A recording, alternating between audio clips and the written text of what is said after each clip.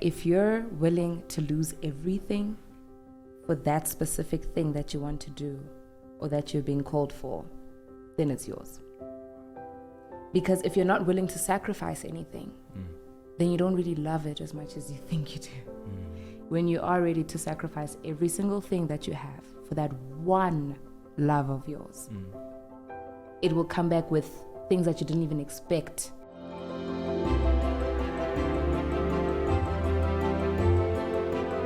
Hello everybody and welcome to Switch On with myself, Kyle Clark, a show curated to be the most beautiful love letter to this generation. It's the guidance you never knew you needed from the people you wanted to hear it from the most. Leave us a review, drop a comment, share the moments that inspire you. The Switch On legacy has finally commenced and I'm so excited and grateful to bring you guys with me. On today's show, we sit down with singer, songwriter, voiceover artist, and actress, the one and only Roro, also known as Rosemary Zimu. That's me! You would have definitely seen her on Isidingo, Scandal, Generations, The Queen. The list is absolutely endless. She is in a league of her own. She's going to take us through how she dreams unapologetically and why her purpose has become the forefront of her career. I also really want to know why spirituality has really taken priority over her life. It's time to switch on. Rosemary, welcome to the show. Hi, thank you so much for having me. I'm so excited to have you, honestly. Me too. I'm excited to be here, definitely. You exude such a beautiful energy about you and your presence is always just so pure. I remember, I do now remember, even though it was a little bit of a blur, I do now remember when I met you for the first time that your energy and the aura that you gave off was always just so beautiful. Oh man, thank you. No problem. Thank you. And honestly, I felt yours from far and I just I knew it was you. Oh my goodness. And I'm like, listen, I need to leave my friends right here because I need to go and meet him. IRL, I need to go and meet him like now. I love you for it. How have you been? Great. Are you good? Yeah. You've been really busy.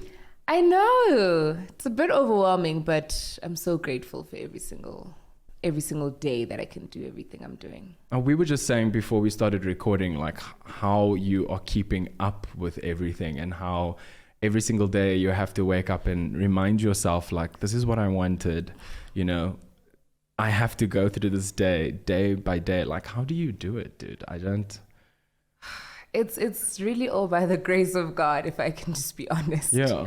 Because just waking up alone is where I need to start being grateful. Yeah.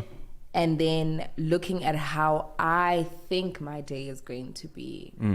That's where I start shaking. I'm like, okay, just breathe, meditate, take everything in. It's going to be a good day, even though when I'm sitting in my bed before actually showering, I'm thinking, oh, this is going to be a long day.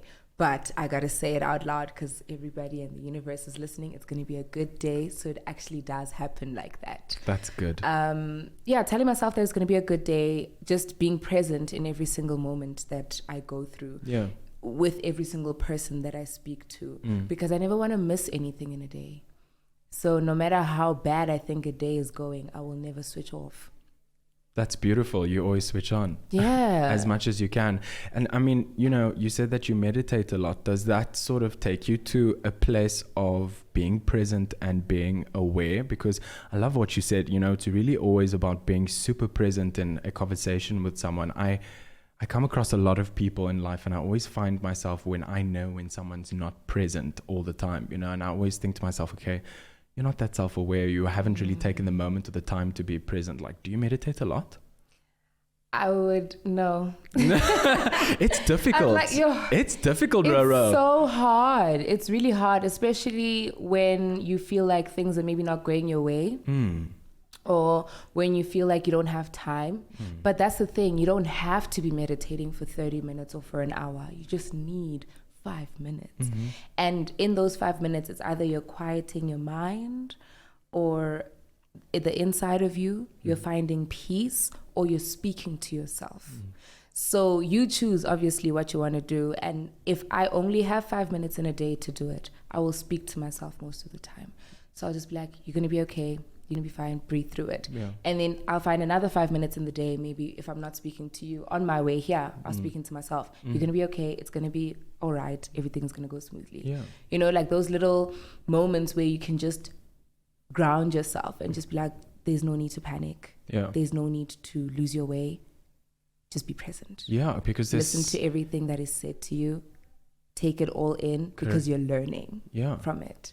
So you don't want to miss any of that. You know, and there's so many times where I think that we are overcome with fear and with panic, and I mean, just in a pure situation where, you know, we tend to make up things in our mind of, we always go, you know, I believe as humans, we always go to the worst case scenario in every single moment and in every single thing that isn't going our way. It's because it's the quickest thing to do. It is. It's the quickest thing to do. It's quicker and easier to be fearful and to let fear take over. So how do you change your thinking in those moments? So let's go through a normal day in Rosemary's life.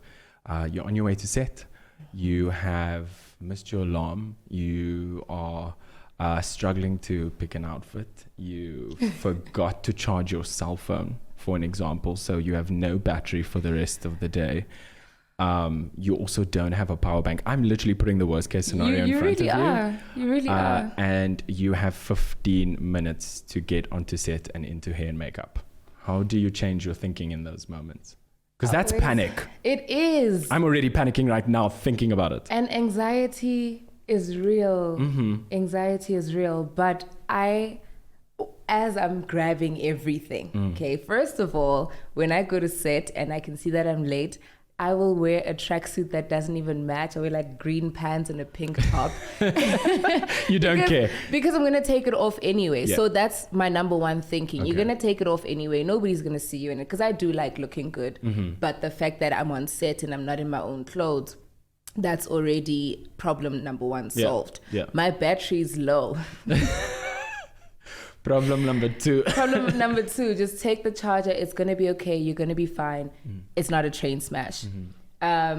Everything else, it's just, God, I think it's your timing. And I think that you want me to be running around like this. And if it is your calling for me to be running like this, then let me run. And as soon as I get to set, I know that everything will be okay. And that's really how it happens. I will be in full 100% panic before getting to set. And I thank God that I don't have to drive myself to set. Yeah, thank God. I don't have to drive myself to set. But when I get there, everything just falls into place. That's amazing. It's because I told myself it will fall into place. So if I now have that mindset that everything is going wrong, that means my whole day is going to go wrong. I've already just shot myself in the foot. And everything is really going to go wrong.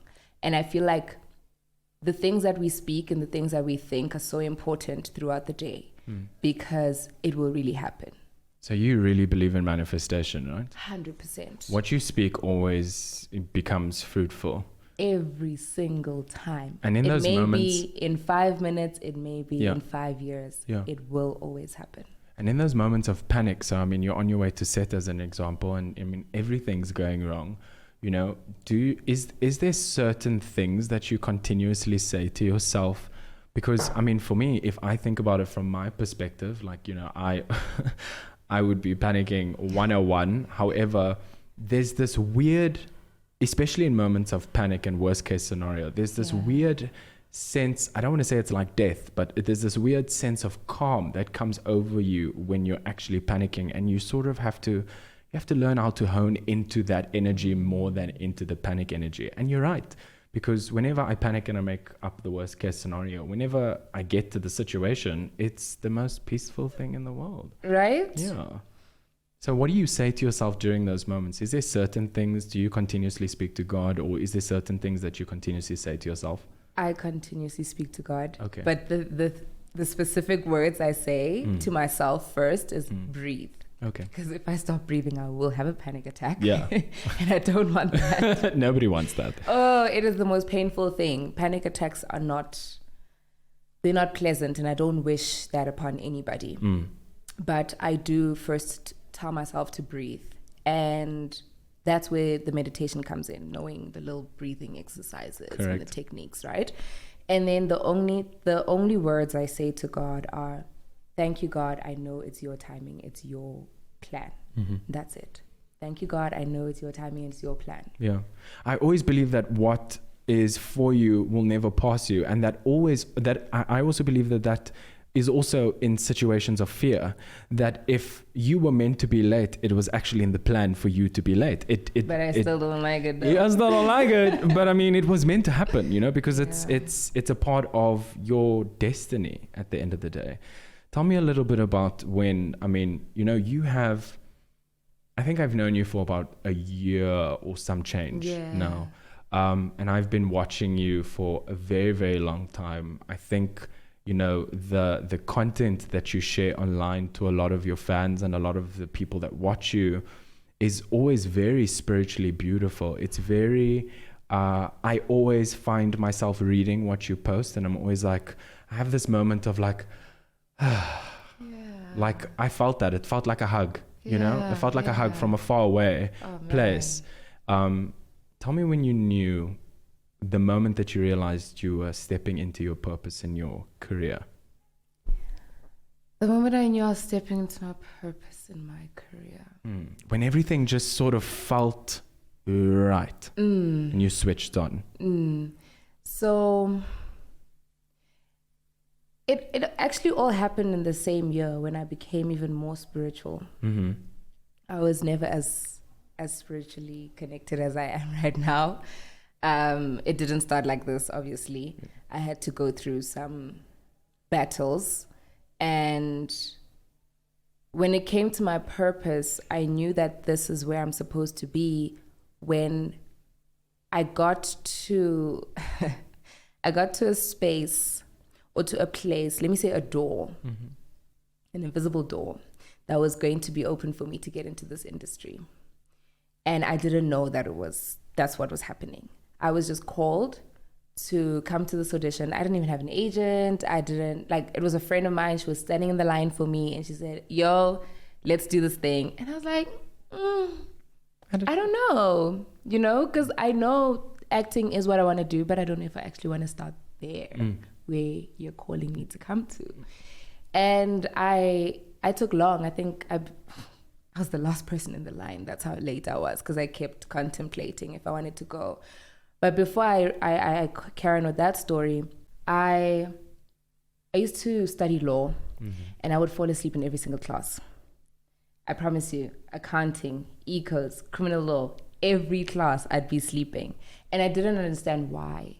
Because when I wasn't in class, I was the most vibrant person and I was awake, I was outside, I was with friends. But when it was time to get to class, and I wouldn't walk in sleepy or anything like that, but I would fall asleep. Yeah. And there was this one teacher who actually threw a ball at me. She was fed up. She was just like, every I had day, enough with you sleeping in my class. Sleeping in my class. And I would always pick to sit at the back. Yeah. So at first it was in the front, but she would just see that I'm not listening. So I went to the back. And the day that my friend called to say I must go to this audition and she's waiting for me, I told her, but friend, I've got criminal law today.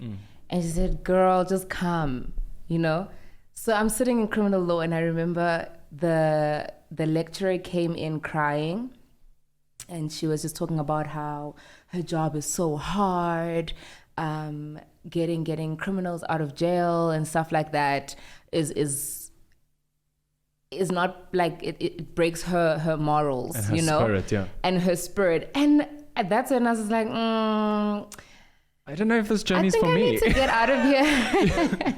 Wow. It's like, ma'am, can I just slip out real quick? So I went eventually to the audition that same day that lady was crying.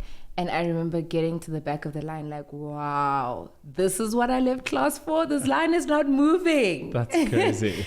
And that's when God spoke to me.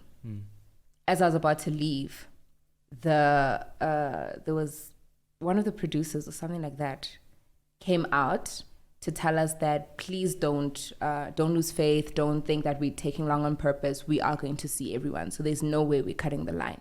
Because in my head, I'm thinking, I'm the last one. They're going to cut the line now, And I looked at him, I was like, that is so weird that he came out to say that as I was going to leave that line. So my friend had just auditioned, so she comes out and she waits for me. She waited the whole day there with me. Wow. And I got the job on the spot. Wow. On the spot. Wow. It was my first job ever in the industry. And it was a Nollywood film. And I was the lead actress. Wow. I couldn't believe it. But that's when I could feel I have that, goosebumps. okay. Wow, that's incredible. I know, like every time I just think of the story, it makes me emotional because I'm just like, I didn't know how I was going to get into this industry that I was longing to be in for so long and that I knew I was supposed to be a part of, but it happened. It happened. And it also happened because I kept speaking it into existence that I am going to get into in the industry. I don't know how, I don't know when, but it will happen.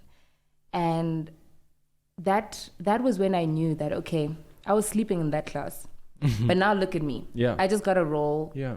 I'm going to be shooting for 10 days. I don't even know what a set looks like right now, but I need to make this work.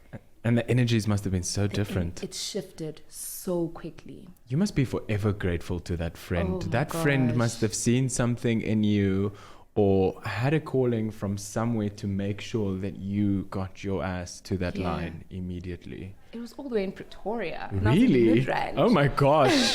Did you take an Uber? Like, how did you even get I had there? to drive there. I had a car back then.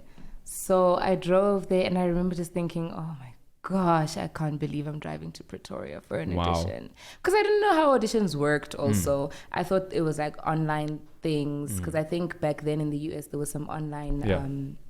auditions. So I was like, Pretoria, really? But just on the way there, I could not say, okay, I'm turning around. I had to say I'm turning around in the line. Wow. And that's when the energy was just like, this is where you're supposed to be. Yeah. And I took that. And every single audition I go to now, I can always feel whether or not I'm going to get the job. Wow. I know. That's weird. It is, but I still stay. But I hear you because there's been many times where when I go to it, I know exactly what's mine and what's not mine. And it's all Yeah. just about the energy in the room, how my day started, my mindset, my mind space, what I'm saying to myself, What my you're own feeling. inner dialogue, you know, how I'm feeling. I'll know when something's for me and when it's not. You know, when you got that part on the spot, a lot of people, they struggle to find what their purpose is, you know? They struggle to find and to pick it out of a room because it's almost like picking a special Smartie Yeah. out of a packet, Yeah. you know? And hoping that this one tastes It's the one. lekker, you know? Like this one tastes great. Yep. So what are the signs that anyone could potentially look out for when you know that this is, like you saying, you go to an audition, you know that this job is yours? What are those signs? Because that's a calling, that's purpose calling. Definitely. You know? There are many signs and we'll all experience different things in different ways. But I think the ones that are most common are if you're willing to lose everything for that specific thing that you want to do or that you're being called for, then it's yours. Because if you're not willing to sacrifice anything, then you don't really love it as much as you think you do. You're not really ready to be where you want to be. And when you do sacrifice everything, it comes back 100-fold. That's incredible. 100. I can't even say 10 because that's an understatement. When you are ready to sacrifice every single thing that you have for that one love of yours, it will come back with things that you didn't even expect to come to you. And that's what I was saying earlier when I walked in, that I prayed for something, but I got more than what I prayed for. Wow. And that's because I made sacrifices and because I was willing to make those sacrifices. Because we cannot, in life, there are battles. And after every battle, there's a blessing. You cannot go through the battle and then expect to stay in that blessing. Because blessings are not meant to be stagnant. They're not meant to be kept the same. They're supposed to grow the same way we grow as people. So if you're going to stay in that, if you're going to try and force yourself to stay in that blessing, and you're not willing to grow or even sacrifice the blessing for a bigger blessing, then I don't think you really know what your purpose is, or if that thing is really your purpose in life. Do you like to direct people elsewhere? Because I mean, if you are not recognizing that as your purpose, Yeah. you know, do you advise people to start looking elsewhere if it's an obvious cause that it's not where you're meant to be? Yeah, definitely. Yeah. Because we all have Because you were stuck in law. Yeah. You know, and you thought in the beginning when you left matric, when you left school, you thought that this was where you were supposed to be. Well, I knew it wasn't where I was supposed to be. I was kind of forced into that. Oh, okay. Yeah. Okay. I knew that I had to go. I mean, That's a show for another day, guys. Yeah, because after matric, I registered to go and study drama, and I got accepted for that. But hey, parents. Let me just say, That's very parents. true. So I knew what I wanted to do. Mm. I just clearly needed to off-ramp a little bit, explore other things. And that just showed me even more that, Yeah. this is where I'm supposed to be. But sometimes I would actually say that people should look at other things, because we're not only gifted with one talent. If you are trying to be a creative, you're not only gifted with one talent. So true. There's many things that you can do, and sometimes you will succeed in all, but sometimes you'll succeed in one. But the only way to know which one you're going to succeed in is to try all. Wow. So you cannot only focus on one just because you've gotten a blessing in that and forget the rest. Try everything, get your blessings, and you will know. You will know which one to go with. I mean, I love what you're saying, because it actually brings me back to a thought that I had driving here to this show, to this specific episode. And I was thinking about parenthood, you know, and I was thinking about the generational education standard in terms of compassion, being an empath, learning how to openly talk about your feelings as a parent, you know.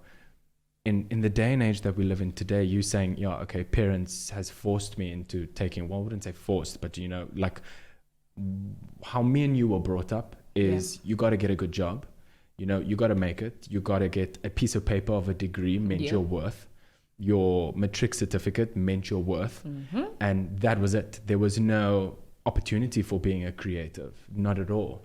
And my thought on the way here to this episode, I specifically thought about trying to have a little bit more compassion for parents of our age at the moment, you know, because they didn't have a lot of the things that we have at the moment.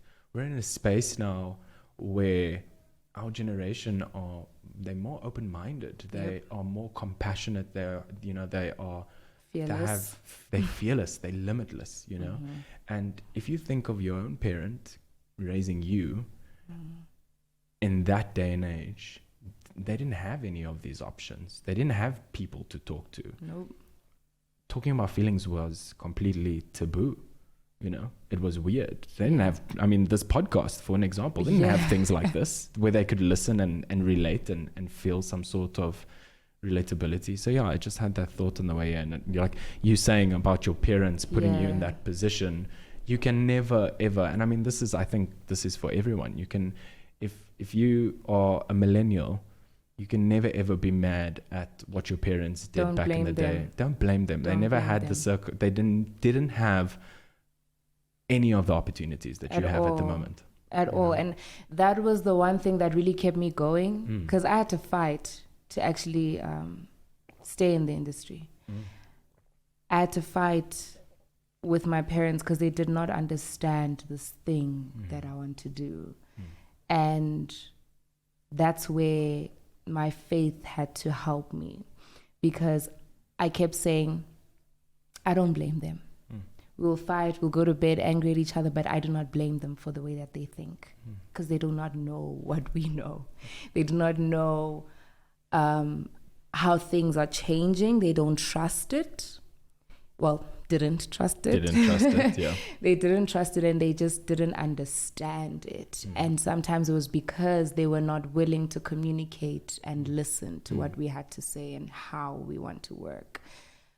But also because they weren't allowed to communicate. They weren't allowed to, yes. They weren't allowed, you know. They don't know this thing of the children communicating with parents. And talking about your feelings openly and honesty. And no, you know, they don't know those things. But I'm grateful that we are born from that type of generation. Me too.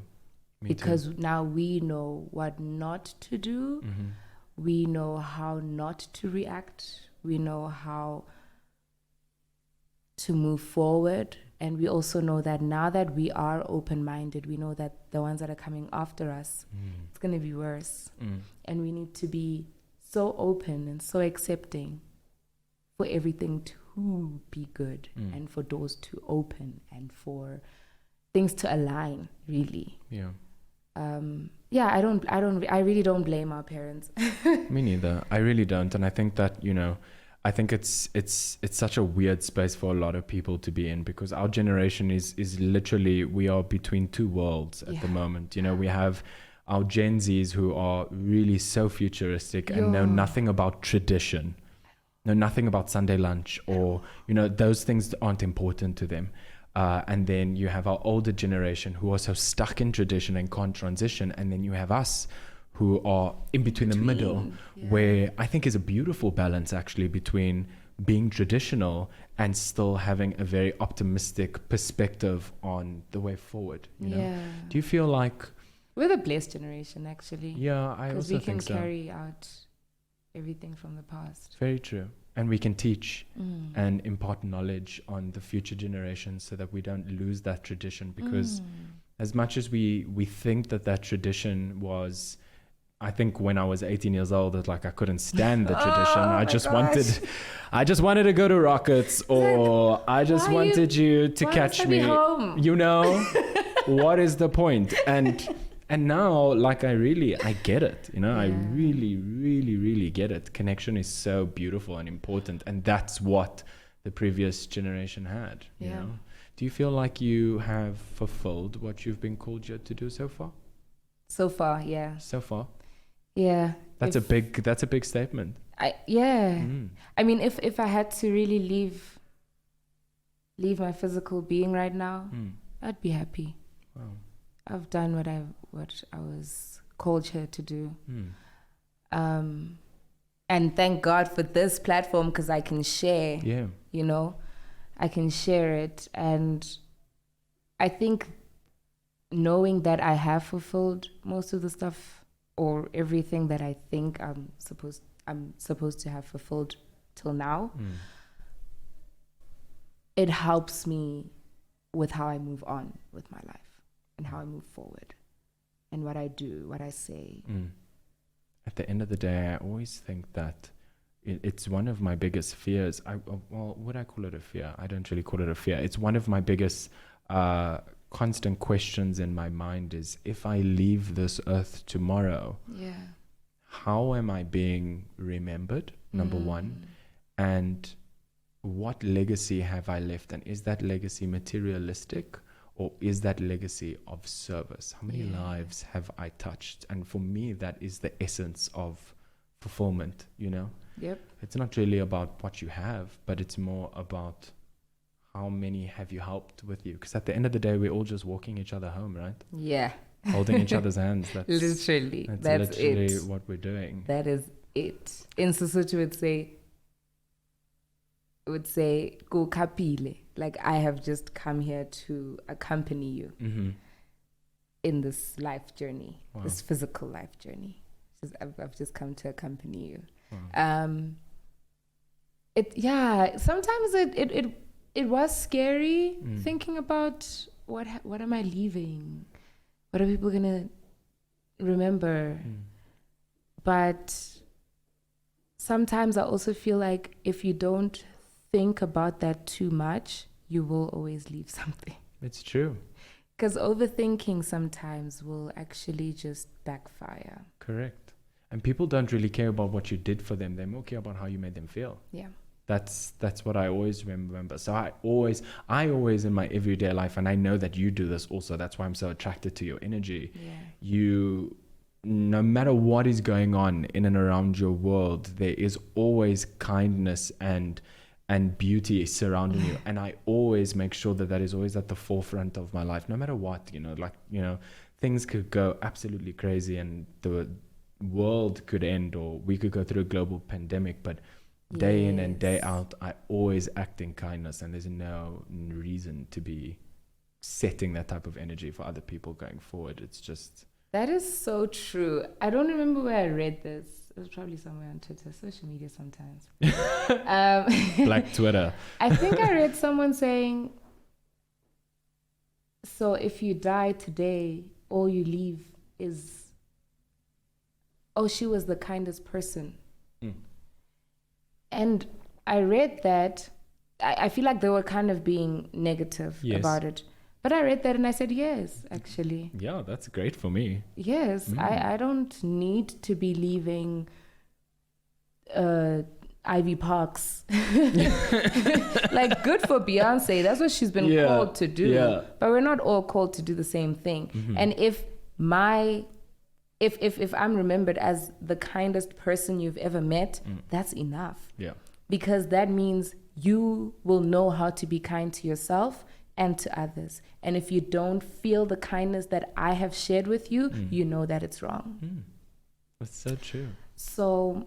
And it sets the mood and it sets the tone between two people always, it's a beautiful way of looking at life. And I can see that you do this also. I try to do it in every interaction that I have.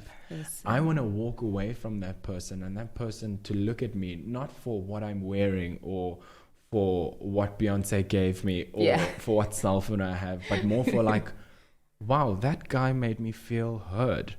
He saw me. He was present. He wasn't on his phone in my conversation. And he smelled good. And he smelled good. And he smelled good. That's always the cherry on top. That is always the cherry on top of a beautiful aura. Smelling great. Let's talk a little bit about your career. I've watched a lot of your stuff and you've had to play a lot of characters that have had, I believe, watching from the outside in, a lot of characteristics that related to a lot of your past trauma. Yeah. How difficult has it been for you to leave set and go back to being Roro?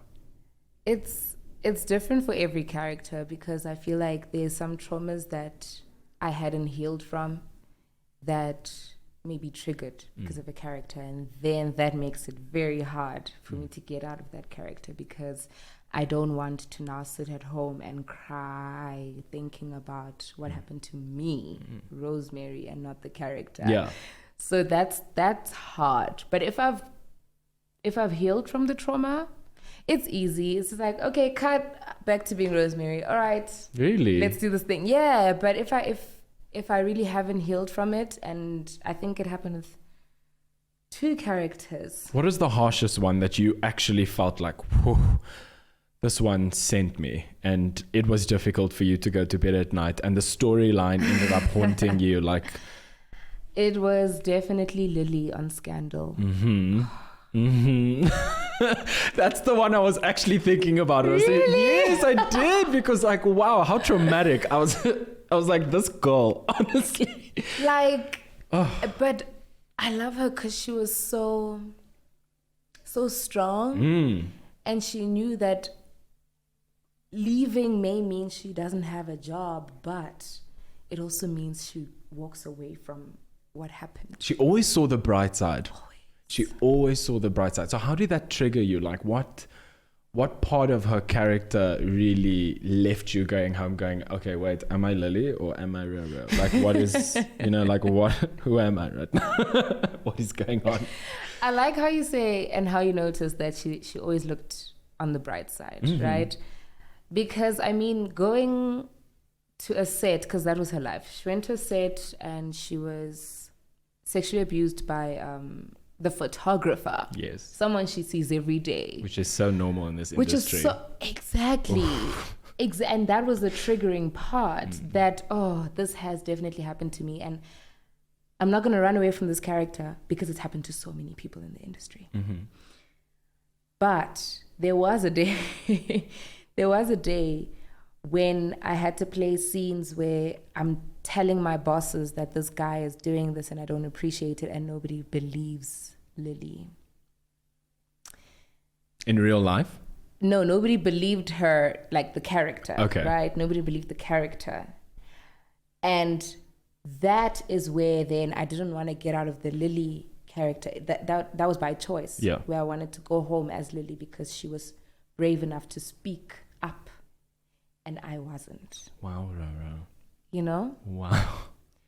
So, yeah, that one, oh, it really got me. I didn't want to be Rosemary because I was like, Rosemary can't even speak to anybody about this. Like, she's scared. And you were like, Lily's stronger, so why can I not? You know, she's scared. And I already knew Lily's, the end of Lily's story. I knew that they were eventually going to believe her. So I made it seem like they'd eventually believe me, but I haven't spoken to anybody. Wow. So going home that specific night as Lily felt so good. Wow. Because I felt like I had spoken, but I actually hadn't. I also believe that the universe gave you Lily as a character because in that moment, you know, Lily as the character, as optimistic as she was, and, you know, many times when I watched as unheard and not seen, you know, there was a beautiful moment at the end. And even though that you knew that, I feel like the universe gave you that character because you needed Lily to cope through that time that Rosemary herself was actually going through, and Lily gave you that strength, you know. 100%. That must have been really difficult. 100%. It was. So when Rosemary is finally ready to speak, how did you switch between the two of them? When you were like, okay, I am ready now. I as Rosemary is ready to speak. Here's how amazing the universe and God is. So I had just finished with Lily. Like, the contract was done. Yeah. And I have this friend, Lindy. She said to me, friend, let's go for dinner. I just want to, you know, speak and catch up and whatever. We didn't end up going for dinner. I don't remember where we met up. But this always happens. Yeah, but she was talking about, oh my gosh, I really like, you know, what you're doing with your career and how you're growing, and I'm also just trying to grow as a model and whatever, but I also want to share the struggles with the generation coming after us, or with the people who have not joined the industry and don't know what's really happening in the industry. And I looked at her like, girl, who are you? What you trying to do? I don't even have a diary, but have you been reading my diary? Because what are you talking about? And she said she wants to do something like a Queen's Meet where we just speak. Wow. I was in shock. I was like, speak like about our traumas and everything in the industry. And she said, safe yes, space for me. A safe space. That's when I knew. I was like, okay, cool. Thank you, Lily. Yeah. Because now I actually have the confidence to speak. But also thank you, God and the universe, because I've got a platform. Wow. I've got somebody that wants to do this. And she didn't just tell me that because she wanted me to be a guest speaker. She wanted me to partner up with her and host Queen's Meet. That's beautiful. And we did that. And I felt so good after speaking about everything, because then I realized that I wasn't the only one. I realized also that I wasn't the only one that was scared to speak, because we're not heard in the industry when it comes to things like that. And we are scared to speak because we are afraid of losing jobs. We're afraid of having a bad rep. We're afraid of what the person will do to us, you know? But you cover up so much for your reputation in the industry than you do for your own morals and your own values and what you stand by. You know, it's always, and it's sad because that's not how entertainment or this love of being a creative is actually supposed to be like. It's not supposed to be like that at all. Tell me, I want to know a little bit about Queen's Meet, actually. It sounds beautiful. Queen's Meet was where queens come in and just speak. Okay. And we cry, we laugh, we eat, drink a little. Have a little body. Just a little bit. But so yeah, what we did was we formed the little gathering. It was very small. I think we had like 50 people. Wow. Yeah, 50 That's queens, not small, Roro. 50 queens. I mean, okay, fine. I'm like, that's not small. We're in a pandemic. That's not small at all. But it was before the pandemic. Okay, yeah, okay, got you. Yeah, it was before the pandemic, and we said we will have some speakers because we had friends who were willing to speak. And it was a thing of, we told them, guys, we don't have a budget, but if you do want something, we will take it out of our own pockets to give it to you. And all of them said, no, we just want to speak. That's incredible. And so the ladies who wanted to join, we said, okay, cool, you can come, anybody can come, but please bring a packet or two of pads that we would like to give to a school in the Vaal. Wow.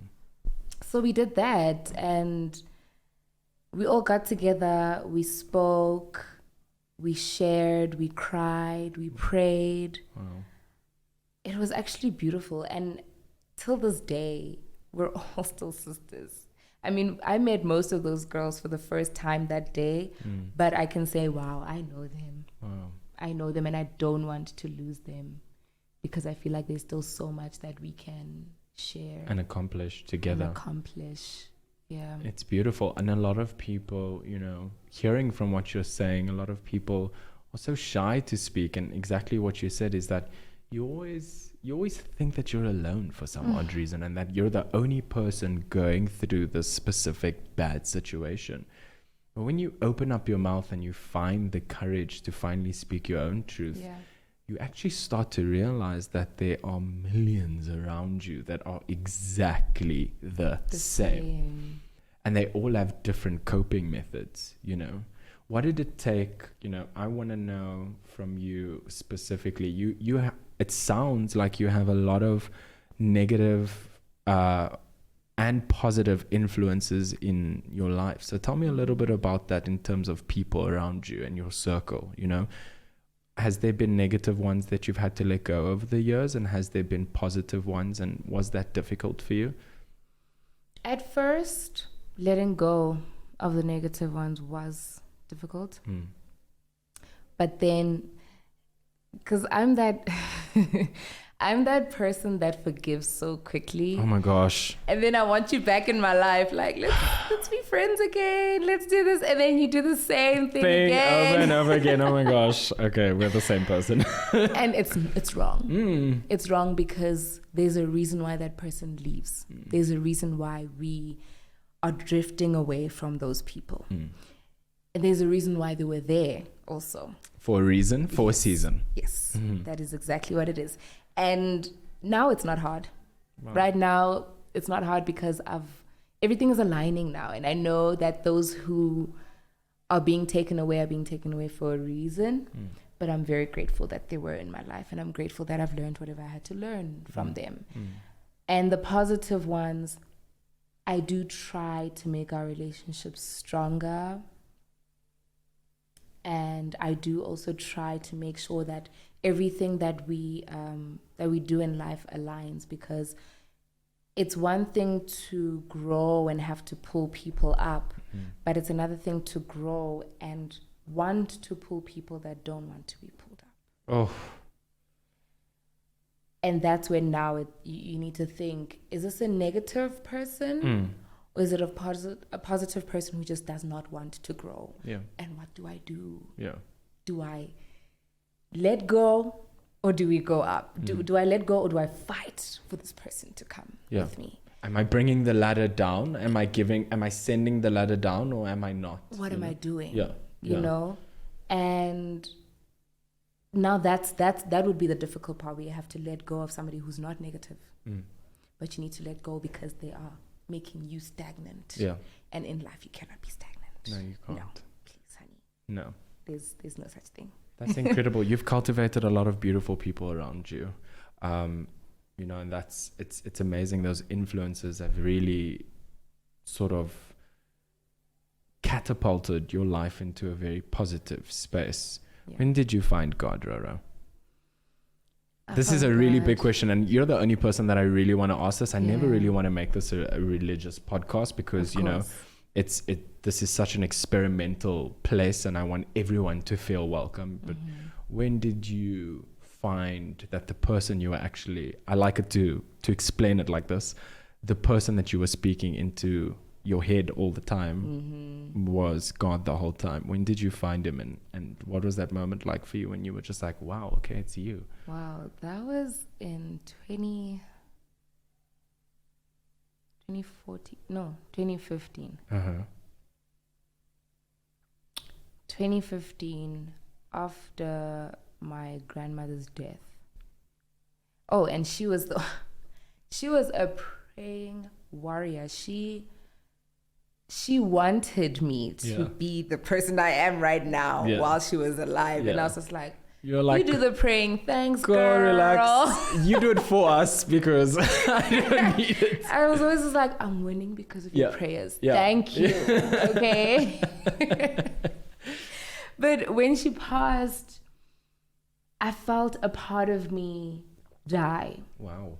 And it wasn't a part of me that was like, oh, I'm going to miss my granny so much. It wasn't that part of me that died. It was the part where I was like, who's going to pray for me? Wow. Who's going to actually speak the things that I want into existence? Yeah. She was doing it all along, and She it was doing working. All I needed to do was call her and be like, so I really want to pass this test. I love you. Bye. Thank you. Done. But now there's nobody to call. And I think that's when, and the guy I was dating then, he was part of the varsity church. Yeah. He was part of the band, actually. And he said to me, come sing. You know, you like singing, so they're looking for people to join the choir. I was like, I don't know. But I went. Not to join the choir, but just to be at church. And that's when I knew, when they were baptizing us, actually. Yeah. That's when I knew that, okay, I'm supposed to be speaking for myself. Yeah. I hear you. Mal Robbins always says, no one's coming to wake you up. No one's coming to pray for you. Yeah. No one's coming to push you out of bed. No one's coming to make any of these things happen for you. And your story is exactly the same as that. I felt it. I felt it. I was like... Felt like losing a body part, you know? I was like, no. I've lost my manifester, if I can say. So now I need to be my own. And yeah, it was definitely 2015. And there was such a big shift. Oh my gosh, Kyle. I couldn't believe it. The way that I went from being the girl that's like, oh no, my granny's got this. I just need to live life. You felt comfortable in that moment. I was very comfortable. I became, I need to actually focus. I need to be the one that is going to speak everything into existence. I need to write things down. I need to pray. Then I said, I need to know the Bible. But then my granny visited me in the dream and she said, you don't need to know the Bible to be connected to God. Oh, thank you. Because I was stressed. I said, felt if that. I have to know the whole Bible then I don't want to do this. Like, oh, where am I going? It's so long ago. Come on, can't I just read a verse and like be okay? And that's what I do now, actually. I just read a verse a day and I know myself. I'm not an academia, and I feel like some people who are the ones that will memorize every single verse, and what everything says and what it means. But honestly, that's also why I always share a verse a day for everyone, because I want everybody to feel what I feel when I read the verse. Now, I go through your stories, and whenever I do read your verse a day, I'm always just like, oh my gosh, like what are you doing? How did you know? Are you, yeah. I'm like, how did you know? Like, you know, how would you even think this? Like, where do you get this also? And it's so aesthetically pleasing also at the same time, you know? It's beautiful. So do you find that all the time, that like sometimes you'll wake up and you'll read a verse, and I mean, this is for people who, you don't have to understand the Bible, just like your grand said, to have a connection. You know, so do you find like every single day when you wake up and you read a verse, you're just like, what's going on? Why? Did you read my diary? Are you watching me while I was sleeping? Sometimes I'm always like, geez, that's aggressive. But I get you though. I love that. I absolutely. Or I'll try and run away from it, right? I see the verse, share it. Don't try relate. Yeah. And then it pops up as a notification like, I said what I said. I'm like, oh, fine, I'll read the whole, okay, that's fine. I got it. It's okay. I get it now. I got the message. And I don't know how, but it's always like that.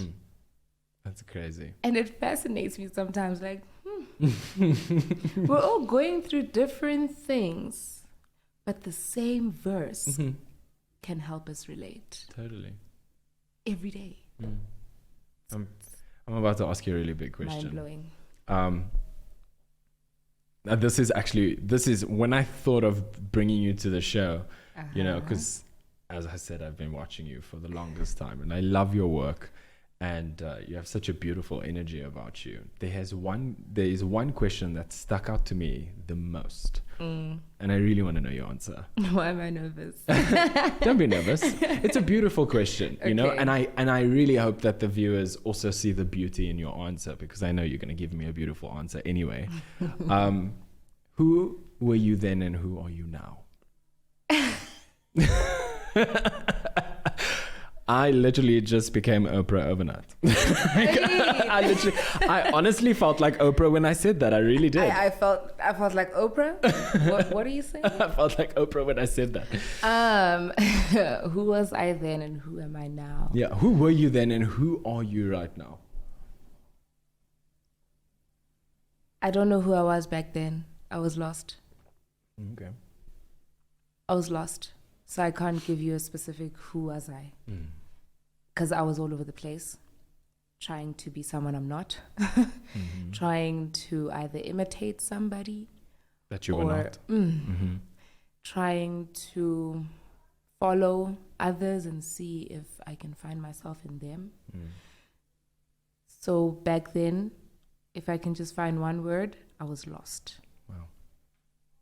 But now I'm found. Oh, girl. I knew she was. You see, I told you she was going to give us a beautiful answer and she was going to give us a song and a full EP at the same time. Wow, But now I'm found. Now I am a mouthpiece. Oh. Okay. I'd specify and say God's mouthpiece. Okay. But I want to say a mouthpiece because obviously we all believe in whatever we believe in and whoever we believe in. But a mouthpiece because I know, and this has been, I haven't run away from it. I've actually run into it because back then while I was lost, I realized that I would say things that people would take and use and win.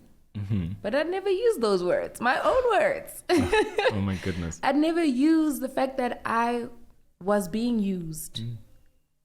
Wow. Yeah, that's why I was very lost back then. But now I know that I am a mouthpiece and some of the things that I say help people. Some of the, it's actually, it's not even just what I say. I say it's light that I share. So some of the light that I share will recharge somebody else's light. Wow. And as that other person's light is recharging, mine is only shining brighter. That's incredible. So right now, that's what I am. I'm a mouthpiece who shares light. Oh, I told you, you're going to give me a beautiful answer. I have goosebumps. That's incredible. That's amazing. Yeah. Tomorrow morning you wake up and you find out that you have 365 days left on this earth. Yes. How would you like to be remembered and what would you like to do with those last 365 days? And that's a very important question for everyone. And I hope whoever's listening to that, you ask yourself this question also. Yeah. Go ahead. With those last 365 days, considering everything I've done so far, I need to firstly on the first thing on that list is to bungee jump. What? Really? And that was... I went skydiving once and I'll never do it again. No, but I want to. And it's actually between bungee jumping and skydiving. Oh. I don't know if I trust the rope. So maybe Yes. skydiving. But that's number one, because I feel like there's something that switches when you're doing something like that, where you actually have no control Yeah. of how fast you're moving, of where you're going. It's limitless. Exactly. You cannot stop it. You cannot stop yourself in the air, so you know? And I feel like for somebody that liked being in control, that helps. But anyway, I'm off ramping. I want to, like I said, be remembered as the kindest person you've ever met. I want when it is time for my physical light to dim, it will dim for me, but never for the person that has met me. Wow. I want the 365 Wow, days. Rosemary. That's incredible. Wow. I want those days to be days where I take my family and people that I care about to places that they've always wanted to go with me, even if it's literally to like Harties. Yeah. Really, that we don't have to go overseas for us to be in each other's presence And connect. I want to also just teach people.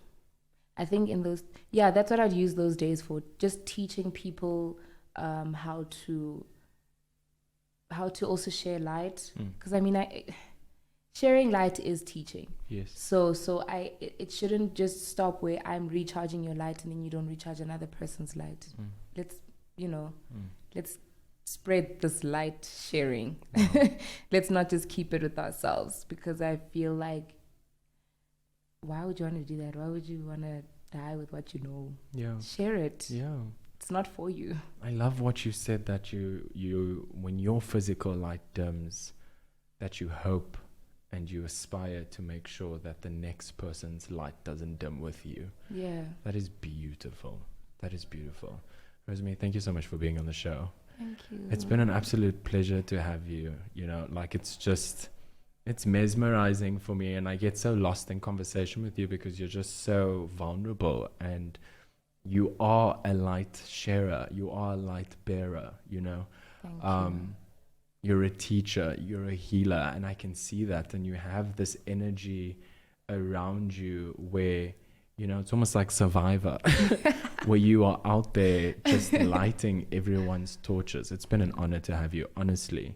It's been an honor to be here. Thank you so much. No I am so problem. proud of you. Thank you. And I know that this is going to bring greatness in your life. And the fact that I got the opportunity to be here has definitely healed a part of me.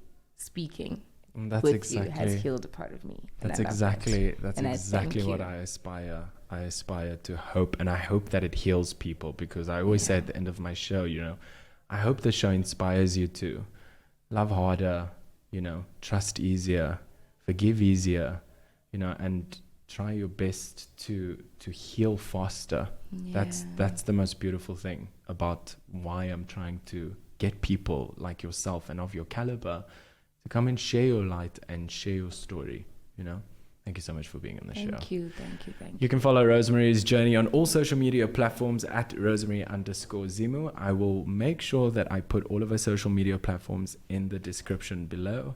A huge thank you to all of our sponsors, Vodcast TV, Neon Feed, Clark Media. The list is endless, and the entire Switch On team for making this happen. It's always such an epic journey. You can stream this episode on Apple Podcasts, Spotify, or watch the entire episode on our YouTube channel. And don't forget to leave your thoughts. We want to build an incredible community of the hashtag Switch On Legacy. And I want to hear your stories. I want to hear your experiences. Tell me what you learned a lot about through Rosemary's journey and through her own story. So I'm about to read you a very important quote that I read yesterday. Are you ready, Rosemary? Yes. So Oprah once said, "There is no greater gift you can give or receive than to honor your calling. It's why you were born and how you become most truly alive. Beautiful, right? Yeah. Thank you for listening and watching.